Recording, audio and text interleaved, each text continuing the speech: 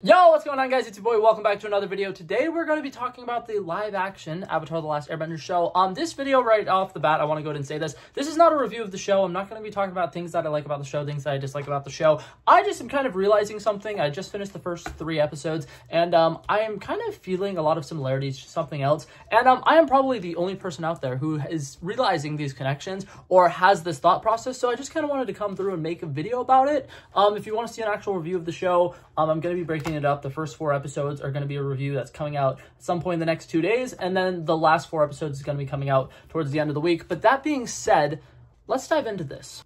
Alrighty, so to get right into this, you guys have seen my thumbnail, and you guys have a general idea of where this video is going, and I really just want to kind of go ahead and explain this. So, today we're going to be talking about the live-action Avatar show, obviously, and how I feel like it is kind of similar to the movie Sharkboy and Lavagirl. So, right off the bat, I want to go ahead and say a quick disclaimer. I feel like part of the reason I think this is just because of the character sets and the dynamics. Right now, we have one person who's kind of the villain, who's really going after the main antagonist. He's really hot-headed. He really is very, very keen on he needs to get this main protagonist, and you know, in one of the movies it's Zuko, and then in the other movie it's the bully kid. I don't remember his name, but you know the kid I'm talking about. And then our protagonist is a group of one person who is significantly younger than the other ones by a couple of years or whatever, and is really treated like a kid, but has so much responsibility because he is the person who is destined to save the world that they are on. And then we have the 2 main people, one girl, one guy. The girl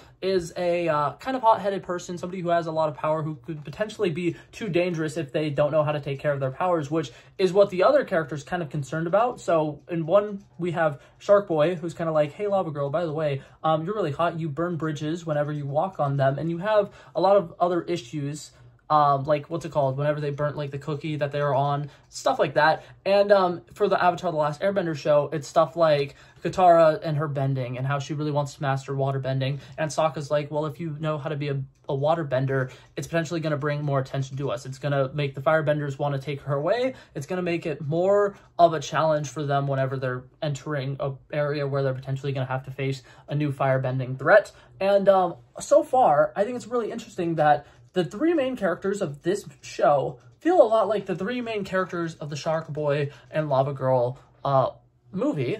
And I just kind of wanted to talk about how I thought that was really, really interesting. So, another thing that I want to talk about, specific scenes, because there are specific scenes that are kind of giving me that. Sokka and Katara, whenever they have their argument in episode 3, where Jet is, you know, just ran off with Katara, and Katara was, you know, having this interaction, and she thinks that he's great, and she comes back, and she comes to the guys, and she's just like, oh my god, I know who's been giving off the bombs, it's this guy. And Sokka has to basically explain to her, hey, maybe you shouldn't run off with random attractive guys, because sometimes they don't have the best interests for you. And they have an argument about how she's a little kid and she doesn't really know what she's talking about, and it ends with Sokka yelling at her to grow up. And I feel like there's an argument in the Sharkboy and Lavagirl that is very similar to that, but instead of it being like grow up, he basically tells her that she needs to cool down. And I think that it's really, really interesting, the similarities that I found in these 2 shows. Another one, really huge one of the first interactions that Zuko and Aang are having against each other, once again in episode 3, they're fighting against each other, and Zuko is going really, really hard against the Avatar. And Aang stops for a second. It's just like, why are you chasing me? What do you have that makes it where you have to be attacking me? And Zuko responds, you are the Fire Nation's #1 enemy or whatever. And Aang goes and says something along the lines of like, is that why you've been following me for 3 years?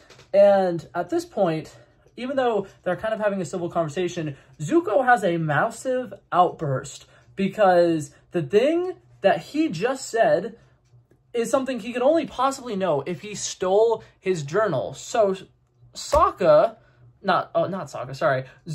has this line delivery where he says, you stole my journal! And I'm going to quickly play a scene from Sharkboy and Lavagirl.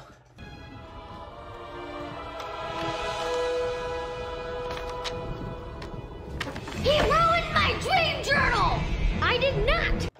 Now, I don't think that the delivery of that line was as bad as the Sharkboy and Lavagirl one, but when it happened in the show, I literally had to pause my screen because I realized I am watching a show that feels a lot like Sharkboy and Lavagirl, and I just wanted to come and make a video about it because it is insane to me. More similarities, once again, I'm just going to dive into the character archetypes because not Sharkgirl, man, I am butchering all of their names right now. Lavagirl, one of her big things in that movie is that she really wants to know what her destiny is. She really wants to know what the future holds for her, and she really thinks that she has more of a purpose than just being somebody who has these powers or whatever. She thinks that these are really beautiful gifts, and she needs to have them for a reason. And Katara, so far, in the first 3 episodes of the live-action show, has kind of had a similar thought process. She's just like, well, what if I master the waterbending? What if it can be beneficial to our village? Whenever they're in the first episode, she's kind of bringing up points that, like, her being a waterbender could actually be beneficial to everybody there. And especially if, God forbid, they actually ever do have to fight, her having her waterbending abilities mastered is going to be a great help to her. And she's a very young character. She has a lot of growing to do, and she's learning how to master waterbending right now. And I feel like she also is a young female character who is longing for a purpose and wanting to figure out what her role in this team is going to be and how she can potentially help out with Aang and his mission to save the world, which in both this show so far and in the, what's it called, Sharkboy and Lavagirl movie, they are relatively vague about their plans to save the world. They just know that they're going to go out and they're going to do it. And I think that that's also a really funny thing. Obviously, because I've seen the Avatar: The Last Airbender animated show, I know what the goal is. They're going to get to the Fire Nation and they're going to beat the Fire Lord or whatever. As of right now in the show, they're just going adventuring so that Aang can potentially master the elements, but they haven't really discussed any plans to how they're going to fully end the war. But that was pretty much all that I wanted to say.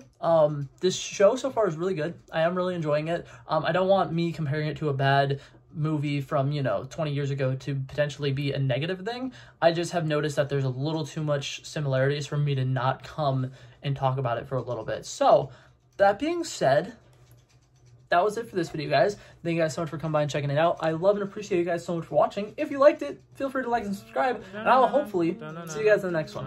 Peace out. Bow. Bow, bow. Back at it again, but that's irrelevant. Flow so smooth, they calling me Mr. Elegant. Like an elephant, I got a long nose. Like a president, I've got a few hoes. Swift with a stutter, I'm smooth like butter. Don't see it coming when I slip undercover. Like a big dog, but I don't bite. I'm still a big broad, I'd win that fight. Come match you and I knock out your lights.